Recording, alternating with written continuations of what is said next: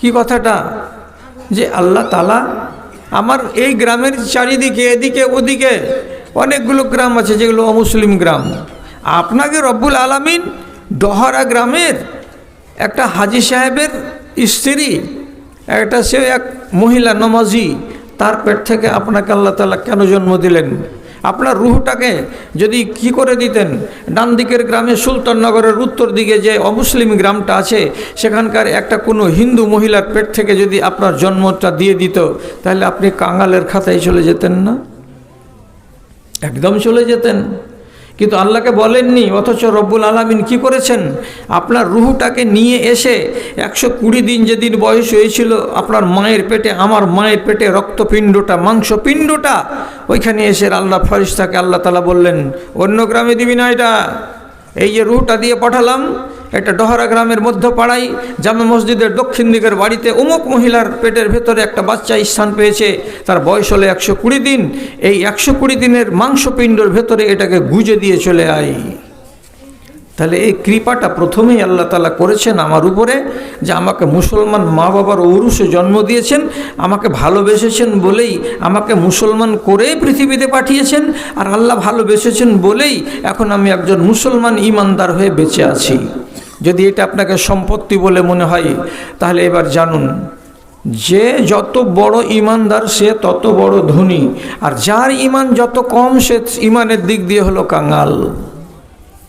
কাঙাল ইমানটা এক পজিশনে থাকে না, ইমানের পজিশন উল্টিতে থাকে, পাল্টিতে থাকে। এবং এটাও ভালো করে বুঝে রাখেন যে ইমান 2-4-10 মিনিট 20 মিনিটের জন্য আপনার হৃদয়ের ভেতর থেকে পালিয়েও যায় আর আবার ফিরে আসে। বিশ্বাস করুন কথাটা, ইমান বড় হয়ে যায় আর ইমান ছোট হয়ে যায়, আবার ইমান এমন এমন সময় আসে যে অন্তর থেকে বেরিয়েও যায়, আবার ফিরে আসে অন্তরে। 3খানা কথাকে মাহফুজ করুন। এ গ্রামের লোক আপনারা খুব ওয়াজ শুনতে ভালোবাসেন। ইমান বড় হয়, ইমান ছোট হয়, মানতে পারলেন না? রাসূলুল্লাহ বলছেন, রাতের বেলায় স্বপ্ন দেখলাম, আমাকে আমার কিছু উম্মতি সাহাবীকে দেখানো হলো। কেমন অবস্থায়? তো বলছি একজনের গায়ে দেখছি তার জামাটা নাভি বরাবর, আরেকটা সাহাবীকে দেখছি তার গায়ের জামাটা হাঁটু বরাবর, আরেকটা কিছু সাহাবীকে দেখলাম তার গায়ের জামাগুলো পায়ের গোড়ালি বরাবর। এমন সময় একটা সাহাবীকে দেখলাম যে সাহাবীটা জামা গায়ে দিয়েছে, তো তার জামাটা এত লম্বা যে হাঁটছে এখানে, আর 3 ফিট দূরে 4 ফিট দূরে তার জামাটা জমিনে ছেঁচড়াচ্ছে আর চলে যাচ্ছে, ছেঁচড়াচ্ছে আর চলে যাচ্ছে। এর জামা কত বড়, এদের জামা কেমন? কেউ এই বুক বরাবর জামা, কাউরি নাভি বরাবর জামা, কাউরি হাঁটু বরাবর জামা, কাউরি পায়ের গোড়ালি বরাবর জামা।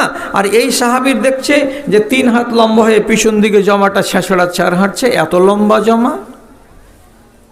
রাসূলকে জিজ্ঞেস করা হলো, ফামাযা আউয়ালতাহু ইয়া রাসূলুল্লাহ, এটার মানে কি, এটার ব্যাখ্যাটা কি? নবীজি বললেন, এটা হলো ঈমান। আমার সাহাবীদের ভেতরে আল্লাহ রাব্বুল আলামিন কাউকে এমন ঈমান দান করেছেন যেটা সাইজে ছোট, কাউকে এমন ঈমান দান করেছেন যেটা হাঁটু বরাবর, কাউকে এমন দান করেছেন আল্লাহ তাআলা অধিক পরিমাণে ঈমান। যেমন জামাটা লম্বা ছেঁচড়ায়, তেমনি তার কাছে অধিক পরিমাণের ঈমান আছে। এই লম্বা ঈমানদারটাকে তো রাসূলুল্লাহ বললেন, এটা হলেন আমার উম্মতের উমার। উমারের ঈমান কত মজবুত আর কত লম্বা চওড়া। তাহলে ঈমান কমও হয়, ঈমান বেশিও হয়, ঈমান বেরিয়েও যায় হৃদয় থেকে আপনার 10 মিনিটের জন্য, 20 মিনিটের জন্য। কখন? যেমন একটা উদাহরণ দিচ্ছি আপনাকে।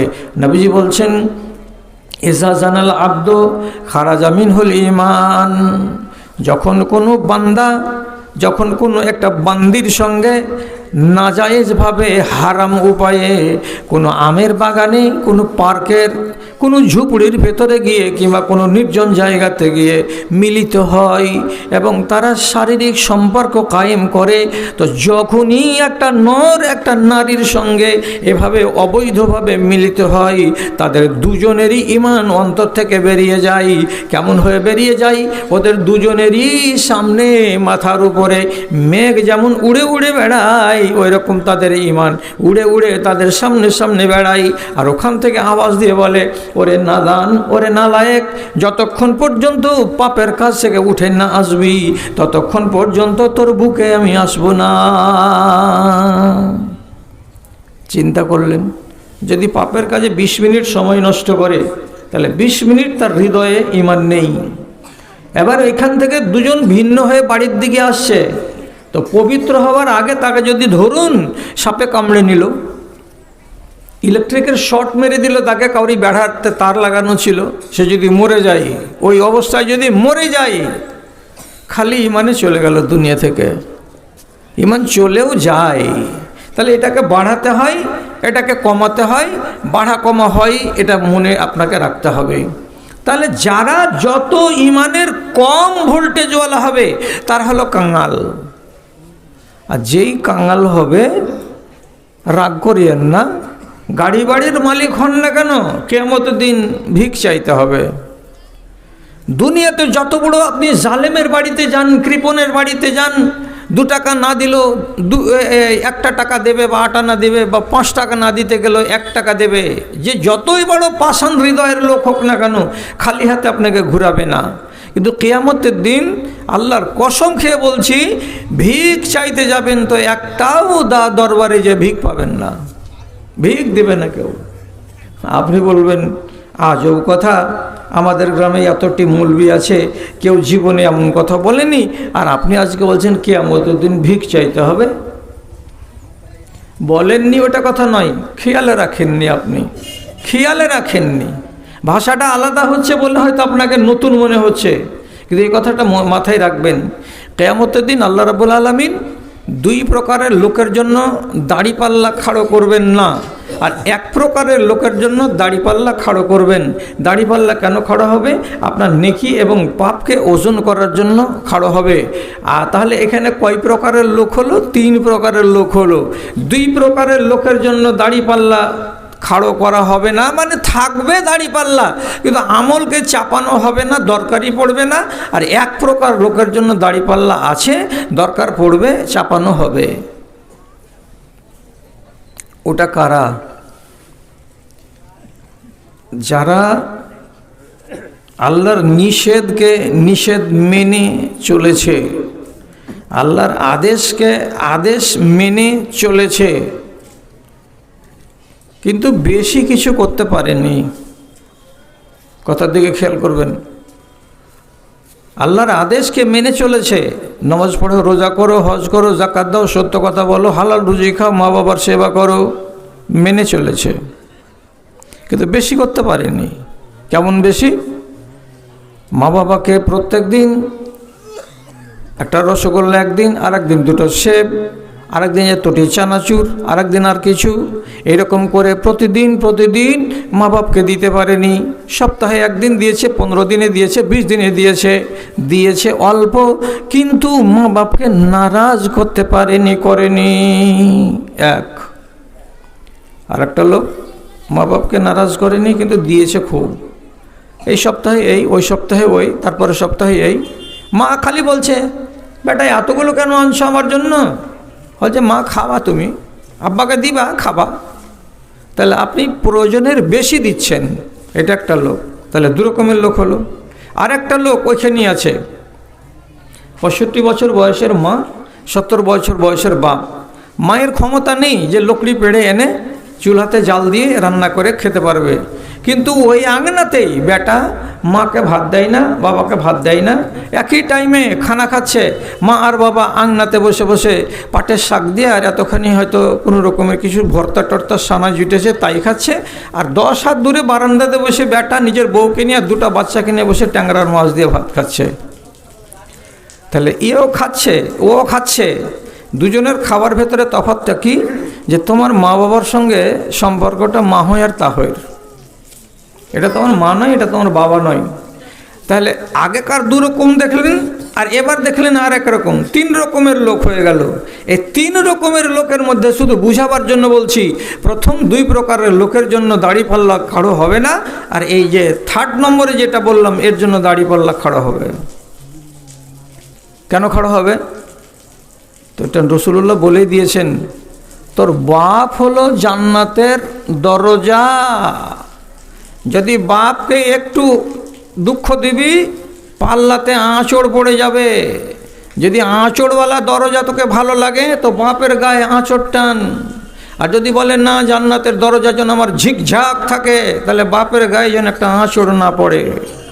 যদি মানতে পারো তো মানো, না হয় পা দিয়া শানো। আমি কোনো আজগবি কথা বলিনি, আল্লাহর কসম বলছি, প্রত্যেকটা হাদিস বলছি আপনাকে। আর মার কথা কি বলা হচ্ছে, এক সাহাবী এরকম তাজা এই বড় তরবারি নিয়েছে, বলছে রসুল্লাহ যুদ্ধে যাব। ও যুদ্ধ করবা? যে হ্যাঁ। তো বলছে মা বাবা বেঁচে আছে? আছে বাড়িতে বুড়া মানুষ? মা বলছে আছে।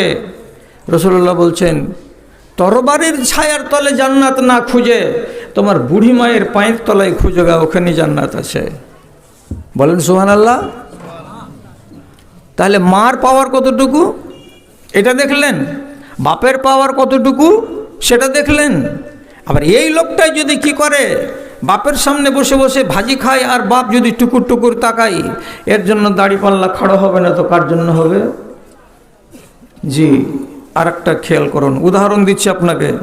বয়স আমার বুড়া হয়ে গেছে, আর ফল পেকে গেলে লাল হয়ে যায়, তারপরে হট করে পড়ে যায় মেঝেতে। আমি লাল টুকটুকা হয়ে গেছি, এখন পড়বো আমি মেঝেতে। কাজে আমি খারাপ কথা বলবো না, আমার গায়ে যা আছে এখন শুধু রসখানি আছে। আর কি বলছি আপনাকে, কথা শুনুন। আল্লাহ তাআলা বলছেন নামাজ পড়ো। একটা লোক 4 রাকাত জোহরের নামাজ পড়ে চলে গেল, সুন্নাত জি, আচ্ছা আমি তাড়াতাড়ি করছি, এখন সুন্নাত পড়লো না। উল্টা বুঝবেন না, এতটি আলেম আছেন স্টেজে, একটা ভুল কথা বললে সাথে সাথে ওনারা আমাকে বলবেন পরকার 2 রাকাত সুন্নাত আপনি পড়েননি তো আপনাকে আযাব হবে না, আপনার গুনাহ হবে না, ঠিক আছে? কাল থেকে বলবেন তাহলে পড়বো না বলিয়েন না। আমি মশলাটা বললাম যে এই নামাজ যদি ছুটে যায় আপনার গুনাহ হবে না, কিন্তু 5 ধরা নেকি থেকে বঞ্চিত হয়ে গেলেন, এদিকে তাকাবেন না, খালি সুযোগ দেখছেন।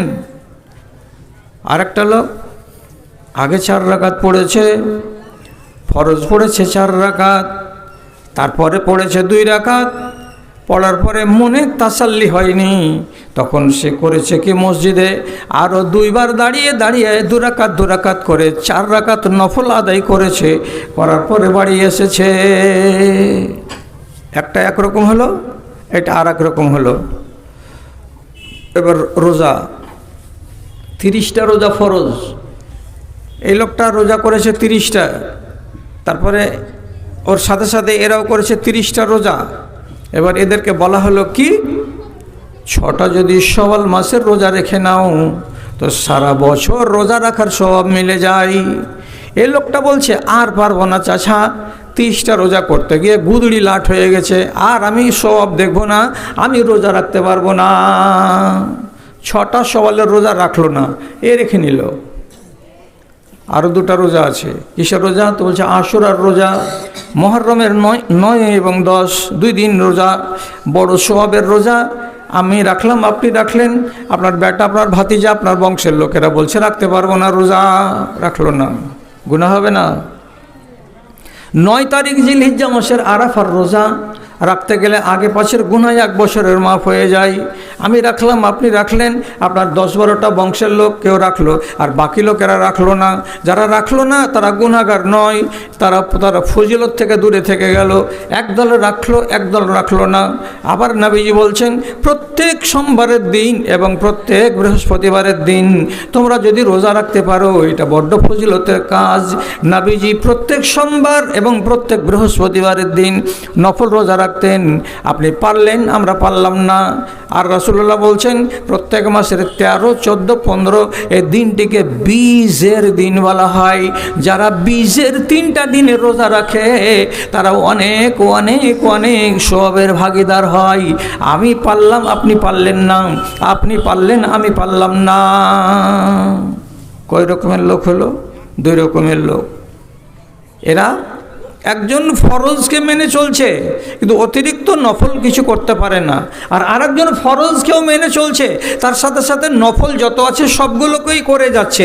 দানে বলুন, সাদকাতে বলুন, রোজা বলুন, আর নামাজ বলুন, আর কিছু বলুন, সবইতি। তাহলে এরা দুই ক্যাটাগরির লোক। এই যে আল্লাহর বিধিবিধানগুলোকে মেনে চলছে, তাদের ভেতরে 1 নম্বর শর্ত আছে কি, এরা কোনো হারাম কাজে নিজেকে জড়ায় না। চুরিতে নেই, ডাকাতিতে নেই, মদখুরিতে নেই, সুদখুরিতে নেই, ব্যভিচারে নেই, কোনো হারাম কাজে এরা নেই। তাহলে এই দুই কোয়ালিটির লোক, এদের জন্য দাড়িপাল্লা নেই বলছি তো নেই নয়, দাড়িপাল্লা আছে, কিন্তু আপনার নেকিকে, আমলগুলোকে দাড়িপাল্লাতে চাপাবার দরকারই পড়বে না। কেন পড়বে না? আল্লাহ কোরআনে বলছেন, সাউফা ইউহাসাবু হিসাবান ইয়াসীরা।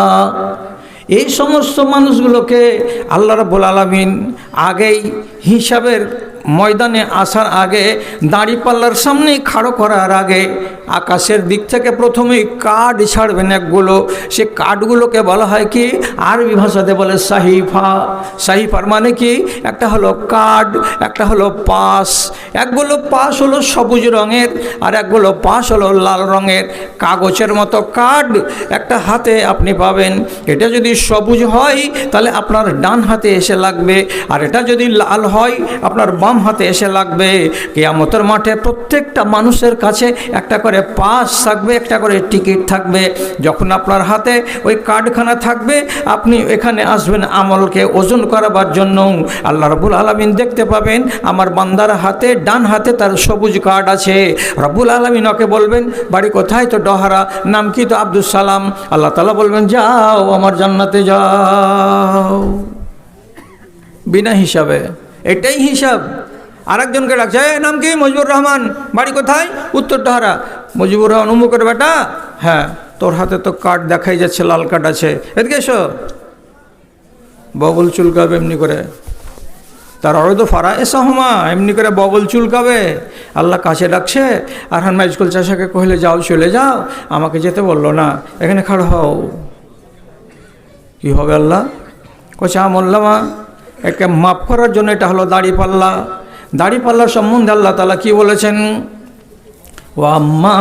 ফাআম্মা মান সাকালাত মাওয়াজিনুহু ফাহুয়া ফি ঈশাতির রাজিয়া ওয়া আম্মা মান খাফফাত মাওয়াজিনুহু ফাউম্মুহু হাবিয়া ওয়া মা আদরাকা মা হিয়া নারুন হামিয়া।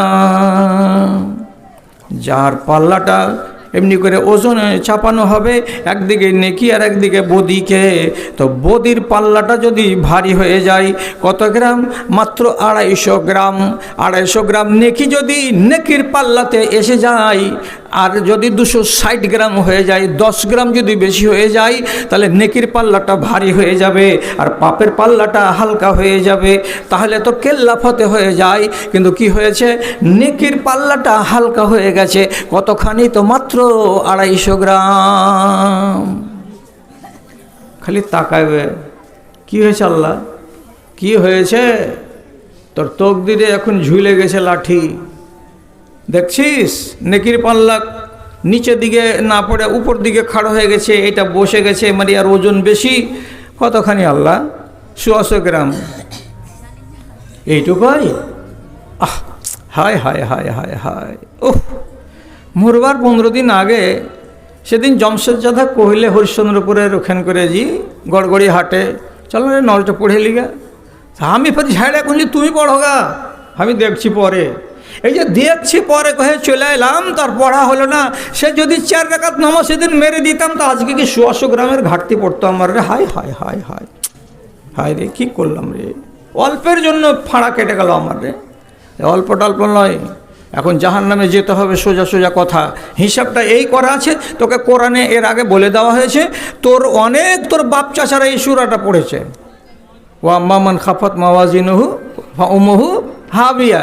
কেন জানা নেই এটা সূরা? অনেক লোকের যে হাবিয়া জানা নাই। হাবিয়া মানে কি? হাবিয়া জাহান্নাম, হাবিয়া দোজখ। হাবিয়া তো যেতে হবে ওজন হালকা হয়ে যেতে গেলে, তুই তো জানিস। এখন যা জাহান্নামে যেতে। আচ্ছা থামেন আল্লাহ, কি করবি?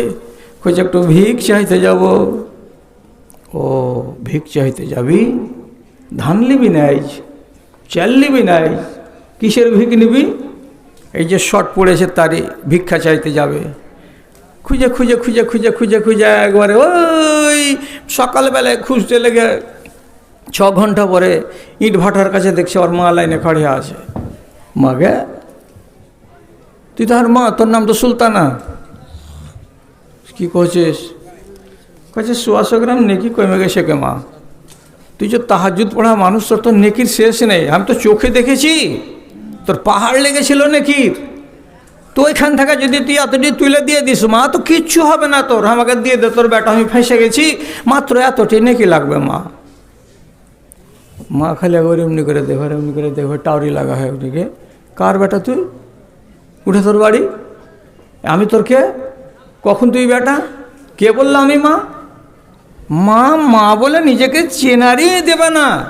শেষের বেলায় চুলকাতে চুলকাতে ওখান থেকে আমরা দেখেন বাপুর কাছে যাই, তাহলে বাপুকে খুঁজে বাহির করতে লাগবে ফের 4 ঘন্টা। বাপুকে যে বলছে বাজান তুমি তো ভালো মানুষ ছিলে, মাদ্রাসার সেক্রেটারি, মসজিদের তুমি ক্যাশিয়ার, তোমার মতো আমানতদার কে ছিল? তোমার তো নেকি অনেক, আমাকে এতটি দিয়ে দিলে কোন ক্ষতি হয়ে যাবে? এখানে সে ভিক চাইছে, তো কতটি লোকের কাছে ভিক চাইবে? মৌলানার ভিদেরকে তাকান। ইয়াউমা ইয়াফিরুল মারউ মিন আখিহি ওয়া উম্মিহি ওয়া আবিহি ওয়া সাহিবাতিহি ওয়া বানিহি লিকুল্লি ইমরিইন ইয়াউমাইযিন শানুন ইউগনিহি। বেটার কাছে যাবে, বেটা বাপকে চিনবে না। স্ত্রীর কাছে যাবে, স্ত্রী বলবে এখান থেকে দূরে হোটলি না ঝাঁটার বাড়ি মান্নু, কিসের ভিক চাইতে এসেছি সেখানে। মা বলবে চিনি না তোকে, না না এখানে পাওয়া যাবে না। বাপ বলবে আমি তোকে চিনি না। একটা ভাই দুনিয়াতে এত পেয়ারা জিনিস, ভাইয়ের কাছে যেয়ে বলবে ভাই একটু যদি দিতিক তো লাভ হতো, ভাই বলবে ভাই আমি চিনি না। 5টা দরবারে গেল, কোনো দরবারে ভিক্ষা মিলল না, খালি হাত খালি হাত, খালি ঝোলা নিয়ে মজলুম হয়ে রব্বুল আলামিনের কাছে ফিরে আসবে। আল্লাহ তাআলা বলবেন হালাত কিরে বান্দা? আল্লাহ কেউ দেয়নি, দেয়নি, তো এবার কী হবে আমার? তোর কতটি ঘাটতি পড়েছে? বলছে এতটি মাত্র মাওলা। আল্লাহ রাব্বুল আলামিন বলছেন তোকে 2 ঘন্টার জন্য জাহান্নামে যেতে হবে। দুঃখের সীমা থাকে না যে যখন এই কথাটা পড়ি আর বলি আমি, যে কিয়ামতের দিন একগুলো লোককে কাউকে মাত্র 3 ঘন্টার জন্য জাহান্নামে যেতে হবে, কাউকে 5 ঘন্টার জন্য জাহান্নামে যেতে হবে, কাউকে 1 বেলার জন্য জাহান্নামে যেতে হবে, কাউকে 1 দিনের জন্য জাহান্নামে যেতে হবে, কাউকে 1টা মাসের জন্য জাহান্নামে যেতে হবে, কাউকে 1 বছরের জন্য জাহান্নামে যেতে হবে, কাউকে 20 বছর 30 বছরের জন্য জাহান্নামে যেতে হবে। আবার কোনো মানুষ দুনিয়াতে এমনও আছে যাকে অনাদি অনন্তকাল ধরে জাহান্নামের আগুনে জ্বলতে হবে। আবার কিছু মানুষ আছে এমন, আবার কিছু মানুষ আছে এমন, আল্লাহ রাব্বুল আলামিন তাকে একটা জায়গাতে নিয়ে গিয়ে খাড়ো করে দেবেন। এটা একটা নয়, দুটা নয়, কত শত হাজার হাজার মানুষ হবে। তাকে ওই জায়গায় চুপচাপ খাড়ো করে দিয়ে বলবেন আল্লাহ তাআলা এখানে দাঁড়িয়ে থাকো, এখানে দাঁড়িয়ে থাকো, যতদিন তোমার পাপগুলো কমে না যাবে, ক্ষয় না হয়ে যাবে, ততদিন পর্যন্ত তোমাকে খাড়ো করে রাখা হবে। একদিকে পাবে জাহান্নামের মজা, আর একদিকে পাবে জান্নাতের মজা। জায়গাটার নাম হলো আরাফ, জায়গাটার নাম আরাফ। এখানে খাড়ো থাকো। আমি এটা কোনগুলো লোক? যখন দাঁড়ি পাল্লা খাড়ো করা গেল, তো দেখা যাচ্ছে কি দাঁড়ি পাল্লাটা একেবারে সমান সমান। যদি 10 মণ হয়ে থাকে নেকি, তো 10 মণ হয়ে আছে পাপ। একটাও 1 ইঞ্চি 19-20 নয়, পাপ এবং পুণ্য সব সমান হয়ে আছে এই অভাগার।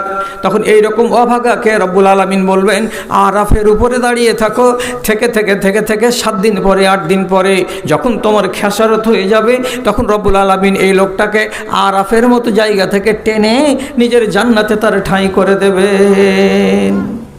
কতটি লোক হলো, কত রকমের লোক হলো। তাহলে ইমানের যারা দুনিয়াতে ফকির হবে, কাঙাল হবে, তাকে হাসরের ময়দানে ভিক্ষা চাইতে হবে। তা আপনি ভিক্ষুক কেন সাজবেন কিয়ামতের দিন? এমন কাজ কেন করবেন? আমি যেটা মশলা বলি লোককে, এটাই বলি, নমাজ যদি একটু কম করো তো ফরজ জীবনে ছাড়িও না। রোজা যদি একটু কম করো তো রমজানটিকে ছাড়িও না। ভালো কাজ যদি বেশি করতে না পারো তো যেইটুকু করবা ওইটুকুই করো, কিন্তু পাপের কাজে যেও না, তাহলে তো তোমার হিসেবটা হালকা হবে। এদিকে নমাজ নাই, রোজা নাই, কানে লিড ভরে দিয়ে সারাদিন লেবারি করছে। যত লেবার আছে দিল্লিতে, বোম্বাইয়ে, গুজরাটে, রাজস্থানে, আমার জাত ভাই, আমার জাত ভাই। আমি জানি কেন, যে এই মোবাইলগুলোতে যখন আসে, কমেন্ট আসে, তখন হাজারো জনা লিখে আমি দুবাই থেকে দেখছি, আরেকজন বলছে আমি কাতার থেকে দেখছি, আরেকজন বলে আমি ইন্দোনেশিয়ার থেকে দেখছি, আরেকজন বলে আমি মালয়েশিয়া থেকে দেখছি, কে জাপান থেকে, কে কোনখান থেকে দেখছে। ওয়াজগুলো সবই শুনছে। এরা হলো লেবার, সারাদিন কাজ করার পরে সন্ধ্যাবেলায় আরাম করছে, খাওয়া দাওয়া করার পরে তো একটু জুড় না ওয়াজগুলো শুনে দেখি। কেউ গান লাগিয়ে বসে আছে, কেউ ওয়াজ শুনছে। সবাই জানছে যে আসমানের মালিক হলেন রুজিদাতা। ও রাজি থাকতে গেলে রুজির দরজা খুলে যাবে, আর তাকে নারাজ করতে গেলে রুজি হবে বটে, কিন্তু রুজিতে বরকত হবে না, বরকত হবে না। গানের লিড লাগিয়ে দিয়ে এত বড় বড় গামলা নিয়ে 3 তলাতে উঠছে, ওর ক্লান্তি বলে কিছু নেই। কেন নেই? এই যে সালাইন ইবলিসের চলছে কানে সব সময়, ওই আমাকে শক্তি দিচ্ছে, ওই আমাকে সাহস দিচ্ছে। তো তুমি যে ফকির হয়ে গেলা ইমানের, কাঙাল যে হয়ে গেলা তুমি ইমানের, তোমাকে যে আরেকদিন ভিক চাইতে হবে এই কথাটা তুমি বুঝো না কেন? আপনাদের মধ্যে এমন লোক আছে যারা হারাম কাজকে হারাম বলে দূরে থাকতে চেষ্টা করে। সকলেরও দাতা তুমি ওগো দয়াময়, এতটুকু কৃপা যেন মোর প্রতি হয়। আমি হীন গুনাহগার অতি অসহায়, চলিতে বলিতে কত ভুল ত্রুটি হয় গো, ভুল ত্রুটি হয়। সেসবের খতিয়ান নিও না কো তুমি, এইটুকু করুণা চাই শুধু আমি। এর বেশি চাহিবার আর কিছু নাই, সকলের দাতা তুমি ওগো দয়াময়। সাধ্যের বাহিরে কোনো ঝামেলা দিও না, আপদে বিপদে মোরে কভু ফেলিও না, তুমি কভু ফেলিও না। দয়া করে সব গুনাহ মাফ করে দিও, রহম করিও মওলা, রহম করিও। তোমার দয়ায় যেন পার পেয়ে যাই, সকলের দাতা তুমি ওগো দয়াময়, এতটুকু কৃপা যেন মোর প্রতি হয়। মাননীয় সভাপতি সাহেব, সমবেত এই গ্রাম তথা পার্শ্ববর্তী অন্যান্য গ্রাম থেকে আগত দিন দরদি, জ্ঞান পিপাসু, ইসলাম দরদি ভাই ও বন্ধুরা, তথা আড়ালে পর্দার মধ্যে অবস্থানকারী আমার স্নেহের মা ও বোনেরা,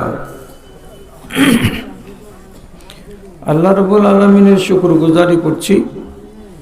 কিছুদিন পর আবার আপনাদের সামনে আসার আজকে সুযোগ হয়েছে। আপনাদের উদ্যোগ দেখে, উদ্যম দেখে ভালো লাগলো। আগে যা দেখেছি তাই আছে। আপনাদের ডানে বামের এদিক ওদিকের মন্দ হাওয়াগুলো এখনও ডহারা গ্রামের মানুষকে বিষাক্ত করতে পারেনি। তবে একটু গণ্ডগোল, একটু ঠকমক হওয়া, 10 জন লোক থাকলে স্বাভাবিক কথা, বাদবাকি সব ভালো। আমি এখন আপনাদের সামনে রাত 11:15টার সময় কথা আরম্ভ করলাম। যদি ডরে ভয়ে বলছি 11:15 পর্যন্ত থাকেন তাহলে 1 ঘন্টা হবে। আর এইখানে সময় যদি আমার সঙ্গে থাকেন আপনারা তাহলে আগে যেভাবে আপনাদের গুণ গেয়েছি ঠিক সেভাবেই গুণ গাইব। আর যদি দেখেন যে ময়দানে আমাকে রেখে দিয়ে সব বাড়ির পানে রাস্তা নিলেন, তাহলে আর কিছু বলার থাকবে না। আমি যে আয়াতটা আপনাদের সামনে পড়লাম, সেই আয়াতটাকে সামনে করে কিছু জরুরি কথা আপনাদের সামনে রাখতে যাচ্ছি। সেটা হলো এই, আল্লাহ রাব্বুল আলামিন বলছেন, পৃথিবীতে যারা মুমিন মানুষ তাদের একটা পরিচয় আছে। কি পরিচয় আছে? তো সেটা কোরআন নিজেই বলছে। যখন আল্লাহ কিংবা তার রসুল কোনো একজনকে ডাকবে বা কোনো গ্রামের লোককে ডাকবে, 10 জনকে 20 জনকে ডাকবে, কোনো কারণে ডাকবে, কোনো কথার জন্য ডাকবে, তো সে যেন এই কথাটাকে শোনার মন নিয়ে, মানসিকতা নিয়ে নিজেকে তৈরি করে। হ্যাঁ, কি বলছেন আল্লাহ বলুন, কি বলছেন আল্লাহ রসুল বলুন। তো আল্লাহ কিছু কথা বলবেন বা রাসূলুল্লাহ কোনো কথা আপনাকে শোনাবেন, তো যে কথাগুলো আল্লাহ তাআলা বা আল্লাহ রসুল বলবেন সেগুলো তো অবশ্যই আমার কল্যাণের জন্যই বলবেন। আমার অকল্যাণের জন্য আল্লাহ রাব্বুল আলামিন কখনো কথা বলবেন না এবং রাসূলুল্লাহও বলবেন না। তাহলে সেই কথাটার প্রতি আমার প্রথমে এইরকম ভাবনা তৈরি হবে যে আমাকে আল্লাহ এবং তার রাসূল কোনো একটা ভালো কথা শোনাবেন যেটা আমার কাজে আসবে, আমার মঙ্গল হবে বলে। তো যখন শুনবেন, কানে শোনা যখন হয়ে যাবে, তখন আপনাকে পরিচয় দিতে হবে। কি বলে? আপনার কথা শুনলাম, মনে বুঝালাম, মনে ধরলাম, তারপরে এইবার বলছি আমি, হে আল্লাহ আপনাকে এবং হে রাসূল আপনাকে। কি বলছি? এটা হলো পরিচয়। এবার সামি'না ওয়া আতা'না, যা বললেন সেটাকে কান দিয়ে ভালো করে শুনলাম, ও আতা'না, সেটাকে মেনে নিলাম, গ্রহণ করে নিলাম। যা বললেন তার উল্টো করব না, যেটা বললেন সেটা কথাই মেনে চলব, যেভাবে বললেন সেভাবেই মেনে চলব, আপনার কথার উল্টো আমরা করব না। তখন আল্লাহ তাআলা বলছেন, যখন আমার কথাতে, আমার ডাকে সাড়া দিলে, কথাটাকে শুনলে, শোনার পরে এবার কথা দিলে কি, যে হ্যাঁ মানলাম আর শুনলাম, তো তোমাদের এই ভালো স্বভাবটাকে দেখে আমি এবার আল্লাহ তাআলা আর একটা কথা বলছি, তা কি? উলাইকা হুমুল মুফলিহুন, তোমরাই হলে কল্যাণকামী, তোমরাই হলে নাজাত প্রাপ্ত, তোমরাই হলে কামিয়াব, তোমরা সফল। তাহলে 3টা কথা এখানে হলো। আল্লাহ এবং তার রসুল যখন আপনাকে ডাকবেন কোনো কথার জন্য, সেটাকে আপনি শুনবেন। শোনার পরে যদি আপনি স্বীকৃতি দিতে পারেন, মেনে নিলাম, কথাটা গ্রহণ করে নিলাম, তাহলে 3 নম্বর জিনিস আমি সাথে সাথে পাচ্ছি আল্লাহর পক্ষ থেকে, কি, যে আমাকে তালিকাভুক্ত করা হলো কাদের? যারা কল্যাণ পাওয়া দল তাদের, এবং যারা কামিয়াব, যারা সফল কাম তাদের।